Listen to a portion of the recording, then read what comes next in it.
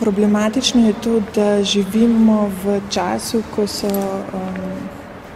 trendi digitalizacije in informatizacije izjemno močni v družbenem kontekstu. Vlade in IT industrija so zelo močni akterji na tem področju in propagirajo samo vidik, kako bodo tehnologije izboljšale človekovo dejavnost in življenje v vseh vidikih. Se pravi, vse več vidikov našega življenja se mora digitalizirati in informatizirati, kar lahko opažamo vsi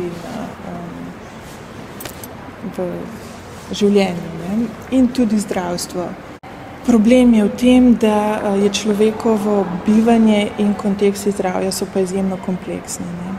Temelj zdravljenja je na nek način vizualni kontakt in poslušanje, ne? Med zdravnikom in pacientom. Zdaj se pa medicinska praksa spreminja v neke normative, ki so algoritemsko določeni. Pacient postaja vedno bolj skupek podatkov in neko fiskalno telo, ne? Ker v končni fazi na osnovi vseh podatkov, ki se jih pridobiva iz različnih e-storitev, se načrtuje in določa praksa, ne? Ključno je pa zmanjševanje stroškov in prihranki časa, optimizacija dela, no?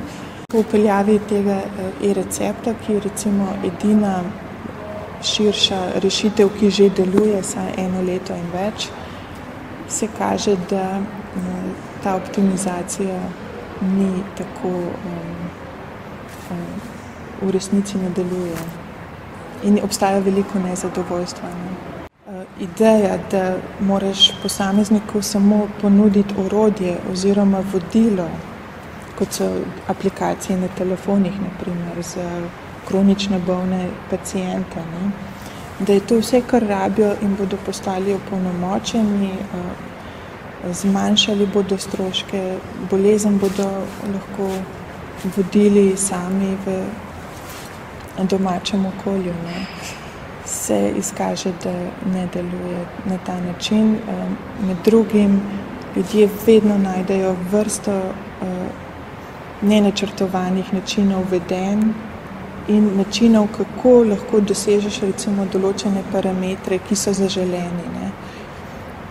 Tudi z goljufanjem in z raznimi manipulacijami, ne? Čeprav lahko deluješ kot idealen pacient na osnovi podatkov, ne? To ne pomeni, da je tudi dejansko vedenje tako, kot je zaželeno v medicinskih kontekstih. Aplikacije in digitalnosti bodo definitivno vstopale v medicinsko prakso, vse bolj bomo postajali še družba nadzora in optimizacije, ne? Nevarnost pa je, da se, kot rečeno, samo finančni modeli in modeli optimizacij, da bi prevladali v oblikovanju medicine, ne? Že sedaj je vrsta nezadovoljstev z ene in z druge strani. In kot vidimo, niti ne postajamo bolj zdrava družba, morda v parametrih, vendar bolnišnice in čakalnice so nenehno polne. Jaz nikakor ne nasprotujem napredku, niti nisem naklonjena temu, da bi se vrnili, ne vem, v srednji vek in da bi odklonili vse možnosti, ki nam jih sodobna tehnologija ponuja. Nikakor ne. Želim samo poudariti, da je potreben kritičen premislek, ne? Da je potrebno delovati bolj v interdisciplinarnih timih, ne? Da računalniški pogled in logika delovanja, ne? Vseeno ne more, trenutno se kaže, kot da ima izredno moč in vpliv na medicinsko prakso, ne? In